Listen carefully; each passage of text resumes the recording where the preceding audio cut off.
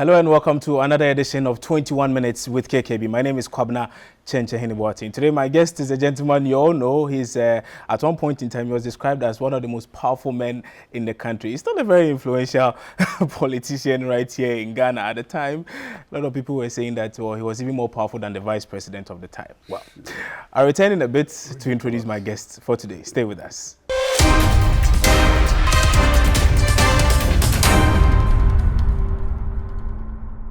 Many thanks for staying with us. My guest for today is none other than the Deputy General Secretary of the Opposition National Democratic Congress, Koku Anyidoho. Koku, good morning, and thanks for having us. You have a nice place here, very, very nice place. Well, thanks be to God. But I don't think that it's proper for you to say that I was more important than the vice president. No, absolutely ridiculous. No, but you see, I'm telling you what people used to say. And of course, but I'm saying it's ridiculous. I don't know where they got all that. So you're no more powerful than the vice president at the time? How could I possibly be powerful than the vice president of the Republic of Ghana? But you were the director of communications. It doesn't, look. If you say heads must rule, heads will roll. And you did say heads must rule. And, you know. Heads must rule was in perspective. Okay. It had to do with that Kumasi Sports Stadium lights out. And I actually said that we will investigate. And if people were found culpable, heads will roll. I didn't make any emphatic statement saying that heads had rolled and so specific people were going to lose their jobs. I said we'll investigate. And indeed, a committee was set up to investigate. As to what happened after the investigation and the committee's report, I'm not too sure, but I never sacked anybody on the airwaves. I said we'll investigate. And if people were found culpable, heads will roll. That was what I said.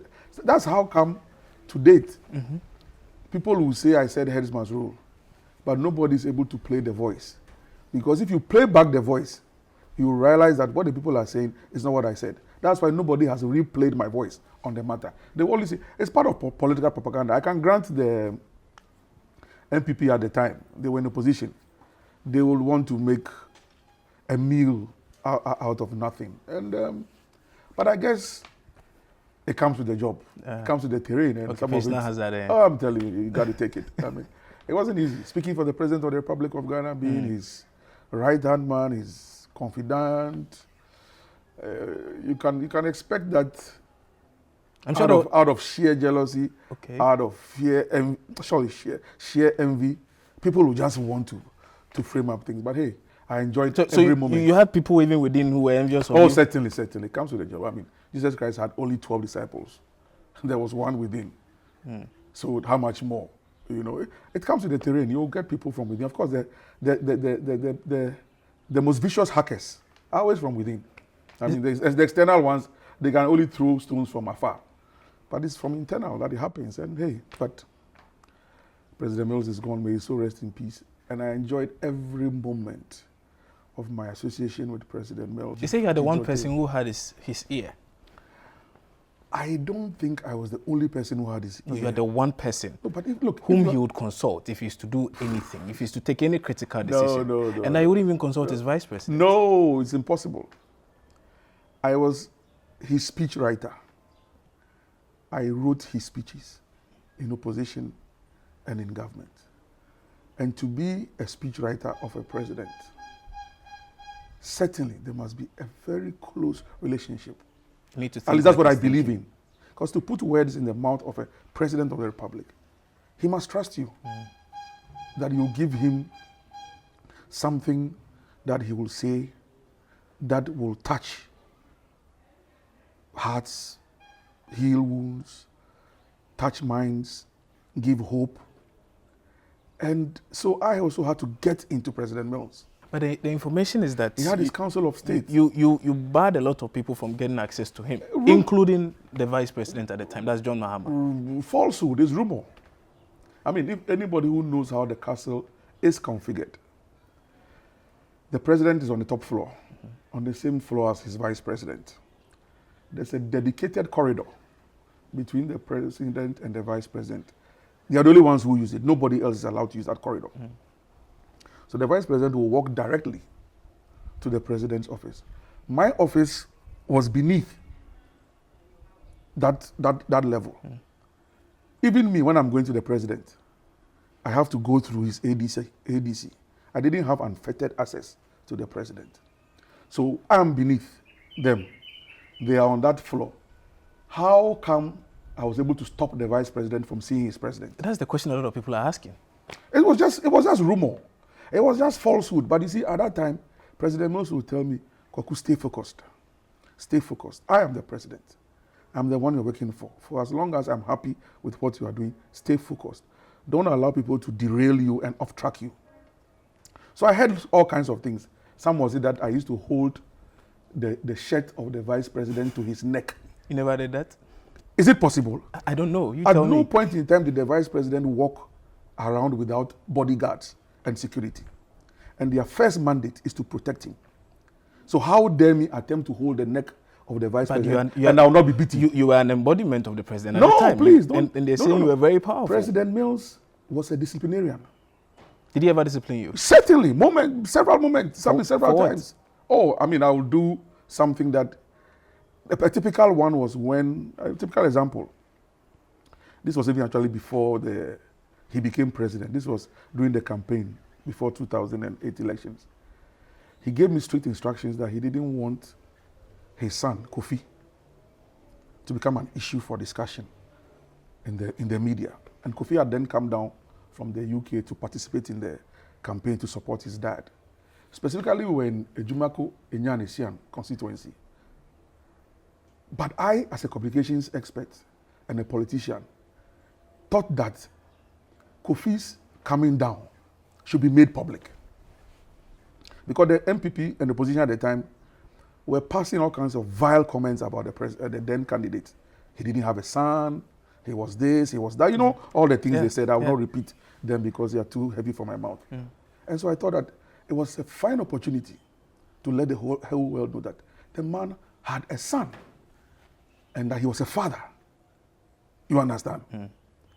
So you went against his wishes? Let's say so. I defied orders. And I put it in my paper, the Ghanaian Lens at the time. He was mad. Oh yes, he actually said he was going to cut me off from the team in his moment of anger. It took a while, maybe days, for him to understand that I meant well. I meant no harm. And to be frank, putting out that picture stopped the nonsense that was coming from the opposition and the opposition press. And so we had a beautiful relationship, but he didn't allow me to run roughshod over people. Did he discipline you for the head marshal comment? No, because that's not what I said. So he got to know what I said. So you explained to him that that's what he listened. So he knew that that's what, I didn't say what they said I had said. No, that's what I'm saying. But there were elements in your party, even at the presidency at the time, who were the ones pushing this, that you were actually saying this. Certainly. You had to go. Oh yes, it's true. It's true. Yes. But that's how the president operates. So he listened and he got the full facts and realized that this whole attempt to cut off Koku's head was just orchestrated. What was your relationship with then Vice President John Mahama? Smooth. How smooth? Very smooth. He was the Vice President of the Republic. We had to give him all the respect that he was accorded him. There was a typical issue had to do with Kwesi Nyantakyi and GFA. And some of us, sports enthusiasts, I mean like myself, Nilante Van der Poy, Kojo Bonsu at the time, Kojo Chumuwafu and Co., we thought that Nyantakyi was doing something wrong. And so, having come into power, we needed to go into the FA as a government. But I think somehow Kwesi Nyantakyi found his way to the Vice President, John Mahama, His Excellency, and then somehow the Vice President had a chat with the President. And the President asked us, look, let's slow down on Nyantakyi. So the President listened. So you wanted him out? It's not a matter of wanting him out. He had to go. It's not a matter of wanting him to go. But we thought that we had to look into GFA matters. This business where government is sponsoring football, yet they say they are autonomous and nobody can look into their matters. For me, it's a bit queasy. So I presume your desire for GFA to be interrogated or investigated was born out of maybe some suspicion of some corrupt practices? You heard about coefficient, didn't you? Yes, we did. You heard about coefficient. Well, coefficient means what? Where coefficient means what? Come and render account to say coefficient. Where coefficient means what? You think there's corruption at the GFA? Well, that's what you are saying. I'm asking. I think that the coefficients must be looked into. The coefficients must be looked into. Because it's taxpayers' money. That is the issue. And so for us, having come into government in 2009, we thought that the issue of accountability should be prime in terms of football management. Maybe it's just that you do not understand what they mean by coefficient and how so they should explain it to us, that's it. Have you availed yourself? Master. Anyway, so those are some of the issues I'm talking about. So I'm saying that nobody disrespected the vice president at the time. He had his own... He had his own influence. Yes, he had his own influence. But a lot of people are saying you were fantastic at your job and you did everything humanly possible to protect the president. You were a good speechwriter and the like, and you had virtually all the attributes needed of a great director of communications. I'm going to ask this question. How do you think the current director of communications at the presidency is doing, Eugene Ahin? How do you think he's faring? I feel sorry for the young man. It's a tough terrain. It's a tough job. It's not easy. In the case of Eugene, he doesn't even speak on air. He speaks, but not very well, often. Exactly, sparingly. You know what I mean? But for those of us who used to do it on a daily basis, you have to watch every word that came out of your mouth. But why do you feel sorry for him? I feel sorry for him because he's in a rat hole. First of all, he doesn't have the clout. He doesn't have... I don't believe he does anything. He's just a front for his boss, Gabi Ochidakweko. They just use a tool. They're just using him. So, and then he keeps putting out releases, grammatical errors, and all kinds of things. Every release that comes out has to go back and be represented. And but that cannot entirely be accurate. I mean, of course, initially there were a couple of challenges, but to the best of my knowledge, that has been rectified. Well, he's learning. I hope he learns fast. And you think that's a place to be learning? Well, the president has chosen to take him as his director of communications, and like I'm saying, he hasn't impressed me. Between he and as for the information minister, he is even worse, Mustafa Hamid. Mustafa Hamid? Oh, come on. Why, you think he doesn't know what he's about? I mean, either he's deliberately misconducting himself to make the president and the government look bad, or he just doesn't know what he's about. The kinds of things that he comes out with, especially, for example, this recent eviction of the people within the squatters around the president's residence. You call them squatters. I say the people. Okay. I'm a social democrat. Yeah. So we choose our words very well. True. You can call them squatters. I call them people. But that's according to the information we have from the president. Well, that they are squatters. Well, he's sacking them now. And then Mustafa Hamid comes out to say, well, it is the people themselves who went to see the president and said that, President, we beg you, sack us. It's ridiculous. I mean, it's ridiculous. Mustafa Hamid. Please. Then he says the president is paying from his own pocket. So the president gives money to national security to go and disburse. Okay, so where's the president getting the money from? But he's paid. He's on salary. He gets allowances. He gets allowances. Oh, I see. Wonderful.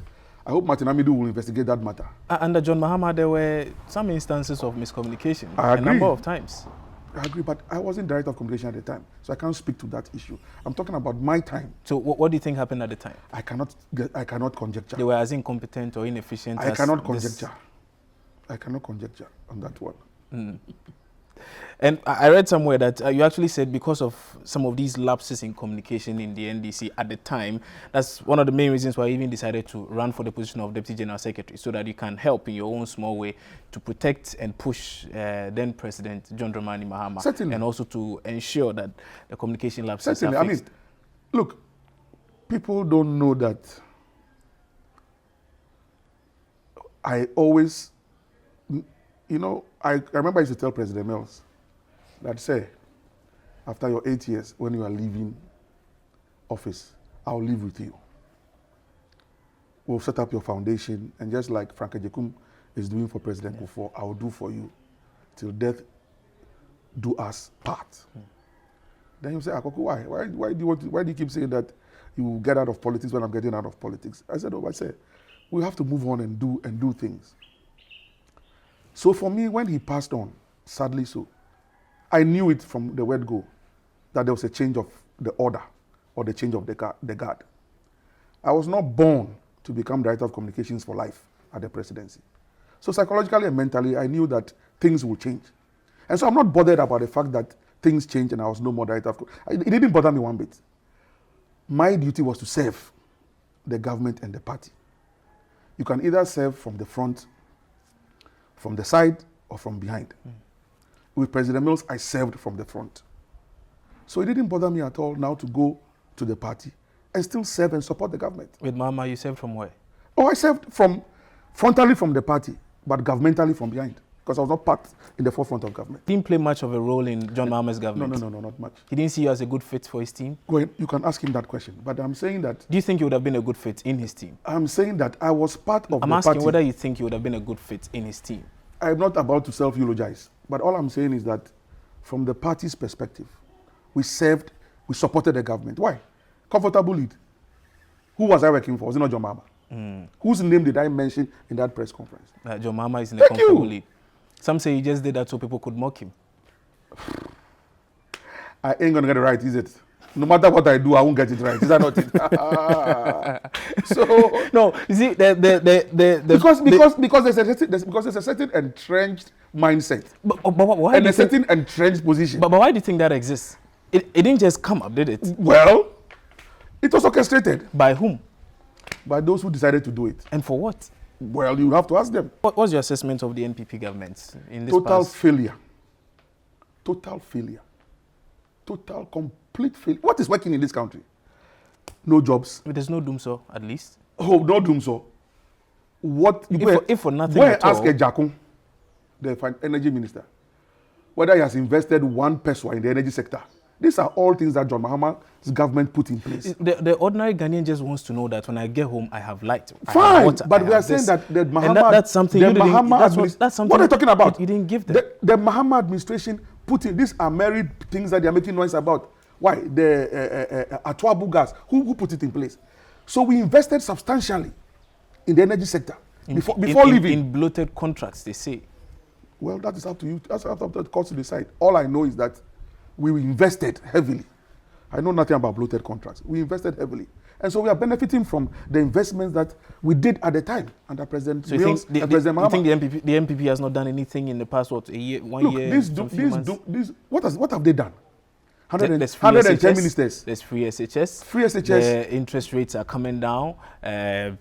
Quite a number of things seem to be working, it appears. Free SHS. Where is the infrastructure? It is us who invested heavily in the infrastructure. Government is a continuum. You do not expect one government to do everything. Go and check the secondary school. Parents are paying fees quietly. They are paying quietly because inadequate books. But if you're not supposed to pay and you're paying, why do you keep quiet? You need to come out. Well, if you're a parent and your ward is suffering, will you allow your ward to suffer? You pay. Parents are providing water. Parents are providing food. Under this free SHS I'm telling system. you, textbooks. You go and check the level of corruption that is going on in this country. So investors are not coming. So you're talking about corruption. They've set up a special prosecutor's office to help. So they should go and investigate Osea. In one day, you issue 11 contracts to your sister-in-law. He should have been sacked by now. Kofi Asamiao? Of course. As the NLA. Yes. 11 contracts in one day. He has come out to say that he did nothing wrong. Why don't you allow... Conflict of interest. Conflict of interest. Allow due process to take charge. Oh, suddenly due process must take charge. But under John Mahama, due process shouldn't take place. Under President Mills, due process shouldn't take place. But Nakufado, due process should take place. The double speak from you people living in the media is what is going to run this country aground. Because suddenly, if it's MPP, suddenly today some pastors say that now they watch animals. It's animals that they watch. They're prepared to watch antelope and giraffe because when he's watching antelope, he will learn how to... Yes, you watch animals, you watch more animals. If NDC is in power, that one you listen to human beings to prepare your sermon. But when MPP is in power and they are doing horrible things, because you cannot preach those sermons, you're watching animals. You should watch more. If I should go and live in the zoo, he should actually go and be preaching his sermons in the zoo to animals. Hypocrites and parasites. The U.S. ambassador sees... the U.S. ambassador says one dam, one factory will not work. No, but he sees the trajectory with this particular He says one dam, one factory will not work. As a sure way, he is seeing the trajectory of the introduction of homosexuality. That's what he's seeing. He says Nana Akufo-Addo is a more visionary president than but even the Nebuchadnezzar had a vision. Even the Nebuchadnezzar had a vision. He was the Nebuchadnezzar before he became an animal and went into the bush. He had a vision. It was his vision that made him turn him to an animal. Armed robbers have vision. Prostitutes have vision. So if Akufo-Addo has a vision, so what? It's a good vision for Ghana. What good vision? It's a Ghana beyond aid. Which beyond aid? Beyond which aid? When the finance minister is about to float another bond and borrow. When he's issuing bonds in the middle of the night. Is that the visionary leadership? When the president appoints 110 ministers. When he's engaged in cronyism, nepotism, surrounded himself with his family, friends, cronies, and concubines. Is that visionary leadership? If within the NPP itself, high-ups are complaining about corruption that is taking place in their own government, who am I to deny? If you're talking about Obribwan's case, he's come out to say he only wanted to solicit information. That's how come he... My brother, he came up if with you are that. found in the room of a prostitute having sex, naked, enjoying yourself, they come and catch you. You now say they should give you a Bible and that you went there to go and preach the word of God. But that's possible. Obribwan has been caught pants down. And he's now saying that he was looking for information. What information was he looking for? That he had to tell such lies. You need to bait the person to get some more information. What bait? Maybe that was the bait.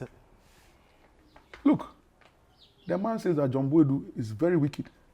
They brought 50 billion cedis. John Boydu gave him only 5,000.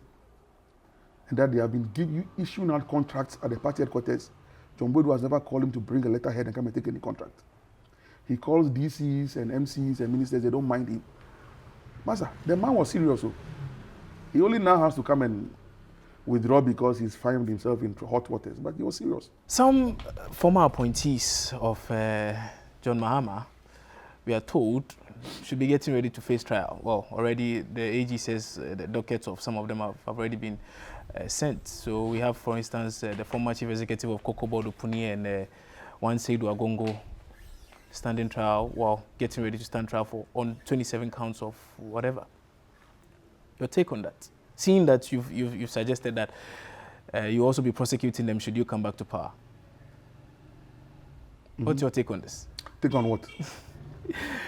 John Mahama was very emphatic, saying that such people who will be standing such trial need all the support they can get from party members. Are you willing to support Opuni, for instance, as he heads for trial?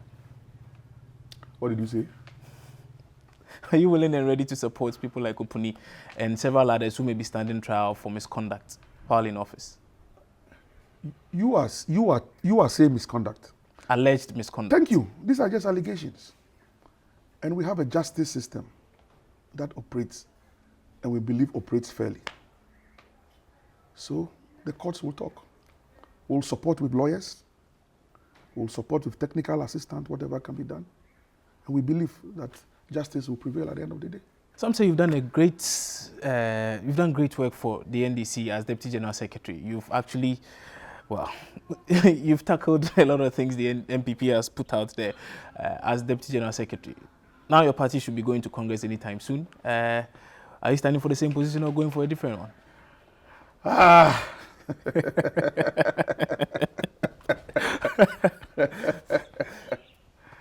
Well, interesting question. Interesting question, yes. Hopefully, per the party's timetable, sometime September, I think, we should be running the national elections. In fact, we will start with the branch, hopefully at the end of this month or early April. Then we'll do constituency, we'll do region, and then we shall move to the national level. I think I have made some form of open statement already. You know, that God willing and ceteris paribus. All things being equal. All things being equal. I'll contest for General Secretary. That's as much as I can say. No more, no less. You're sure you can win? But that's a position being occupied by Johnson Esiedu Nketia. That's why I'm saying I'm not saying more than what I have said. I'm saying God willing and all things being equal. I shall contest, yes. General Secretary? I've said it, yes. What would you do to transform the I'm NDC I'm not going into those details. No, I'm just saying. No, I'm not. The time will come. What's your vision as General Secretary? Party first. Party first. Party first. You think that has not been the vision of the current General Secretary? I said that is my vision. Party first. That's all. But that's something, so you want to do something different to help your party come to power. And I'm saying. I said party first. That's all.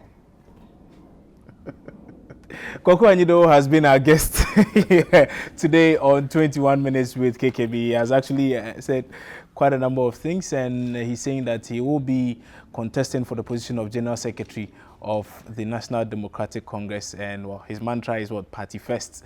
He's hoping that he can... It's not a mantra. That is my message. That's your message? Yeah, it's not Party a mantra. first. Party first. I see. Yep. He's hopeful that he can bring the party back to power, and he says that when they do come back to power... It's not about me bringing the party back to power. I'm only one person, I have only one vote. But it's a collective effort. Thank you. The party will come back to power. In 2020 or 2021, you say? 7th January 2021, God willing, we should be swearing in an NDC-led government. A Mahama-led government? An NDC-led government. A Mahama-led government? An NDC-led government. An NDC-led government. Thank you. That has been another edition of 21 Minutes with KKB. My name is Koku Anyidoho. I'll see you soon, hopefully, with another guest you are expecting.